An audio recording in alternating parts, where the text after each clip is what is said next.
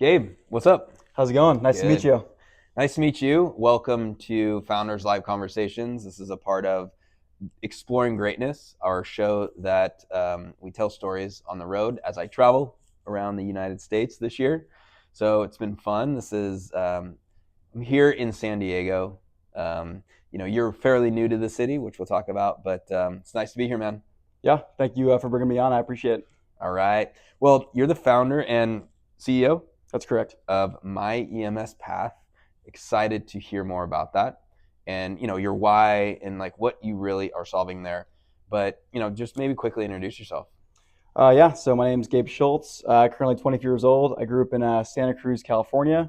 I currently live in San Diego, California. I've been EMT the past 4 years. I'm a reservist firefighter in the Marine Corps. I'm also a CSU Long Beach alumni, and then I started this company about a year ago. Awesome.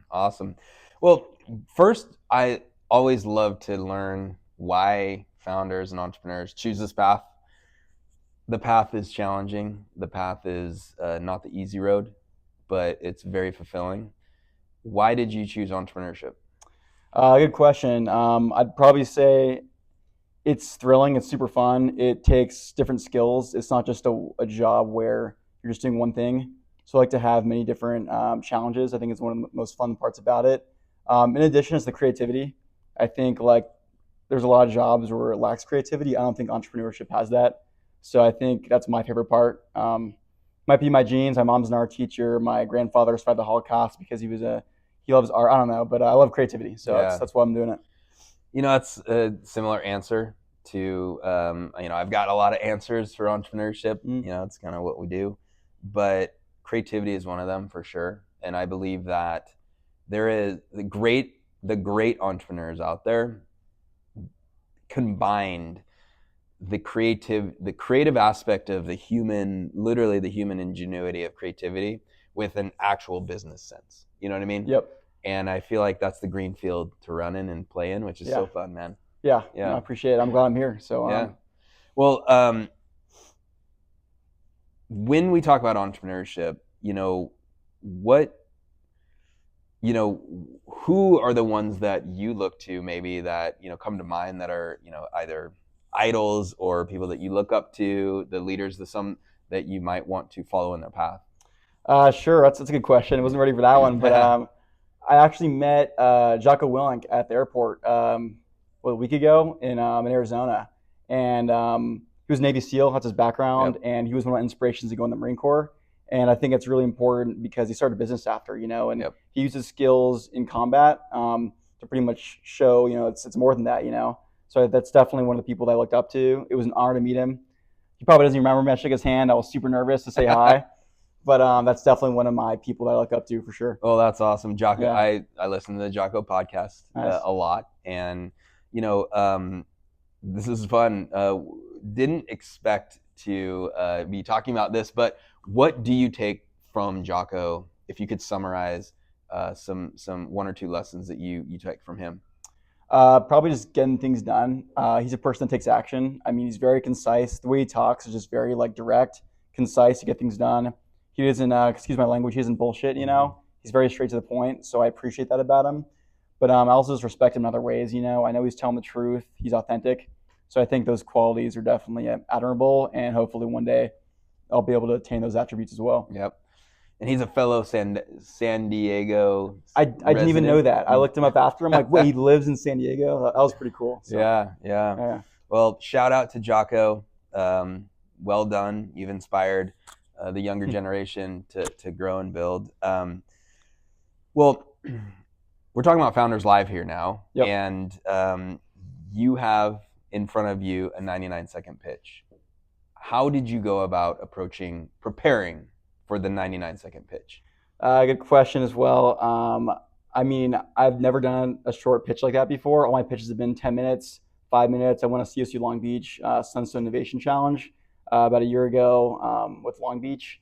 And it was 10 minutes though. So a minute and a half is definitely pretty short. So I think the main thing is I talked to my mentors, pretty much problem solution, introduction, and then maybe some milestones. There's different ways to go about it. I could see other strategies being also successful, but my industry is very niche. There's a lot of information to cover. Most people don't know about what I'm talking about. So definitely a challenge to describe such a big topic with not a lot of time. Yeah. And so, one or two things that you did as you prepared, Mm-hmm. what did you think really helped?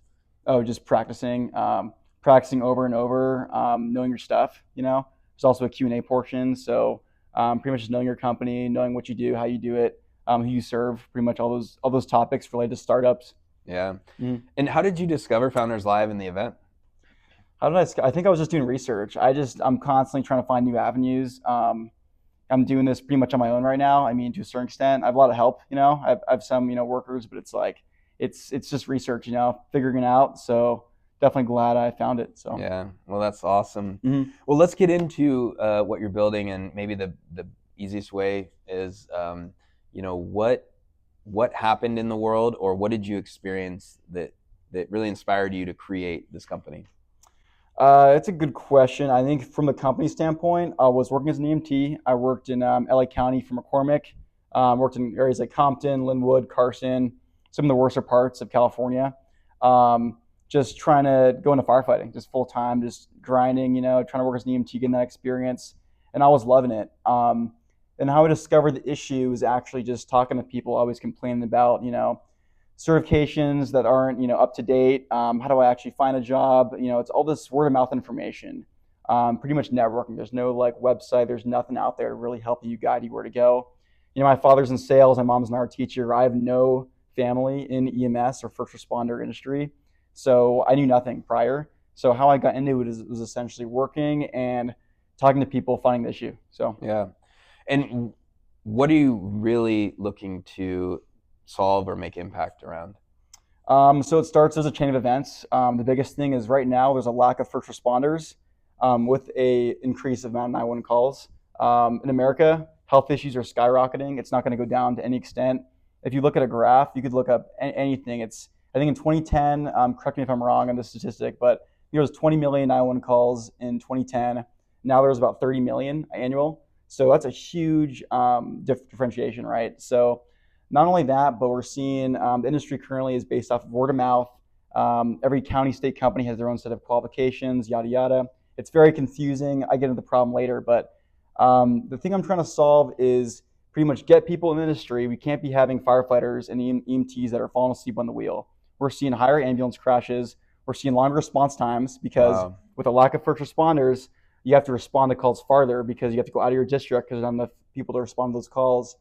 And we're seeing this is hard to find data on because they don't want to express it, but I've been on an ambulance. I understand the background. There is a high risk of clinical errors when you're totally exhausted. Right. If you're working a 24, 40-hour shift, you're super tired. So I'm trying to fill that gap, essentially. Yeah, yeah. Where do you want to take the company? Let's go out 10 years. What do you see for your company, and what impact do you want to make? The impact pretty much just solve this issue. I first experienced the issue. I talked to other people about it. I did surveys. And now I know it's legit. It's a legitimate problem that people are having. In 10 years, I want to be the LinkedIn for first responders. So essentially, the place to pretty much get jobs, know where to go for schools, certification management, pretty much the one-stop shop for first responders to get where they need to go. Yeah, yeah. Mm-hmm. Well, we're going to shift to San Diego, and what a beautiful city. We are looking across San Diego in the city. We see the water and everything. Why move to San Diego? What do you like about it? One of my reserve bases here. So I am in a unit. I'm a 7051. That's an MOS for the Marine Corps. So that's one of the reasons. Also, my girlfriend lives here. That's one of the other reasons why I moved here. But in general, San Diego is a great spot for networking. Overall, my work just kind of moved me here. So it's a great city, though. Best place I've lived in, no doubt. That's awesome. To where I've been. So. Is there, what are your favorite, kind of spots in the city? Throw out a couple that you like. Sure. I mean, I've only been here for not that long, but pretty much any of the beaches, super pretty, super beautiful. What else I got? I don't know. The wildlife's pretty cool here, so it's not uncommon to see like a dolphin or some kind of wildlife if you're in the ocean. So yeah. Look, San Diego's great, and I've been here a number of times. Mm-hmm. Had some family that lived here, and so visited when I was young.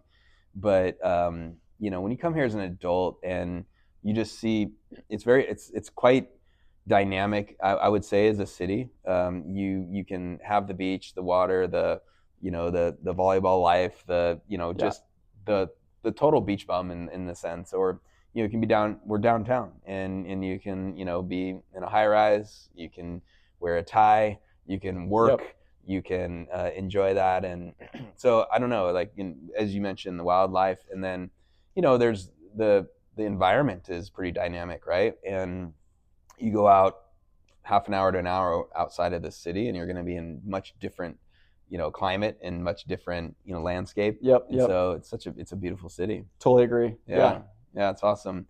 Well, okay, how long have you been building this company? So I established the C Corp in 2024, but I thought of it a couple years back, working as an EMT. It was more of like an idea, Yeah. and then just kind of slowly kind of worked my way to actually building something that's more legit. But I think these last couple months, I'd probably say 2025 is the year where I'm gonna hit it home. Awesome. So, yeah, I'm pretty much trying to get going here. So, well, and you're a bit early in the process, but you've learned some lessons already. So, what maybe 2 lessons that you've learned that you feel that you would share with other founders that okay. you think that has been help, that you're like, oh shoot, I didn't know that before, but now you've really taken ownership of that lesson. Okay, that's a curveball for sure. Not a curveball, but okay. I'd probably say YouTube is a great resource. Like, sounds silly. I don't mean like find the right people to follow who maybe are in your industry or are also doing startups, because there's a ton of like CRM tools and free tools out there. Like, utilize the tools. Like, Asana is great. Use Slack to communicate with your team. Google Calendar, definitely underestimated platforms you could find tutorials on YouTube for. It sounds silly, but I like direct advice. I like, my biggest pet peeve is like when I get advice from somebody and it's like not like actionable or specific. It's like, great, man, but how do I do it? Yeah. So, to your question, I'd probably say YouTube tutorials. Use that, and then mentorship. Never, like, you're not going to do this on your own. You're not going to be able to do it. Like, the biggest thing I took away from Long Beach State was talking to people, professors, getting that pretty much just networking and talking to people in the industry and different things like that. Because you got to know your customer. That's the priority. But you also have to think of the business standpoint too. Absolutely. Those are really great, great Yep. pieces of advice. And, just to kind of piggyback off that, there is no excuse. I'm talking to all you. There is no excuse now in today's world of at least finding an answer or to get to the next step. There's everything out there. And you, as you mentioned, YouTube, I mean, whatever question you have in your life, and especially even in business, just at least go to YouTube. I mean, you can search just Google, but go to YouTube initially. There is something out there. The second thing that is new in the last few years is, ChatGPT. You type anything in there, you ask ChatGPT, it's going to at least provide a start to that thought, right? Mm-hmm. And I would encourage any founder now, use these tools. They're there for you. And that's what you're mentioning, right? And of course, mentorship, making sure that you're talking with people and running ideas by, or, look, I've been building Founders Life for 11 years. Okay. I've experienced some things that you haven't yet. And by the way, I always like to say, year 10 and year 11 is much better than year 1. All right. So you'll get there. Yep. But, people like myself or others that have been doing this for a while, we know things. And, I think another thing for all founders is, don't feel embarrassed to talk, ask questions, work with mentors and advisors, because they're going to at least give you perspective, And I think your job is to, and my job too, in the sense when I ask mentors and advisors, is to at least just hear what they're saying, and then you take it in and you apply it to your life. Mentors are not 100% correct, but they are going to give you perspective, right? 100%. So I really like that. Just kind of, closing up here, couple quick questions. When I say the word greatness, what instantly pops in your mind? I'd probably say hard work, dedication, adaptation. Well, and you were in the military, so let's wrap that. I love those answers, but maybe take it from that. What, from your experience in the military, how did greatness come into your life and impact you? Sure. And then just to clarify your question, you mean like greatness that either people that I've seen do great things or Yeah. okay. I mean, I don't like, for example, like meeting Jocko Willink at the airport was like one of my people that I really wanted to meet. I don't really care for meeting, actors or something like that. Someone that really accomplishes something for other people, doing something that's actually a legitimate accomplishment Yeah. where they put in hard work. It's one thing if someone lands at your feet, but I think the true heroes in the world and people that have really accomplished great things that are great people have gone through tremendous hardships, have gone through child, tribulations, just have gone through immense hardship adaptation pretty much doing what you need to do is being human and going back to our ancestry where we had to survive. I mean, nowadays so many people are either at the bottom or starting at the top, and those people at the bottom or even the middle that just achieve so much more than they were expected to, I think is my definition of what great means. Gabe, that was amazing. That was like a perfect So, answer. okay. I mean, in the sense of, I think that was very authentic and organic, and I appreciate it. Hey, you have a Founders Live pitch coming up here in very soon, Mhm. and good luck with that. Thank you. It's awesome. It's awesome for me to be here, to meet you all, to be a part of the event tonight, and to see Founders Live. And Great. thanks for being here and talking. Thanks so much. You're awesome, man. Thank Yeah. you.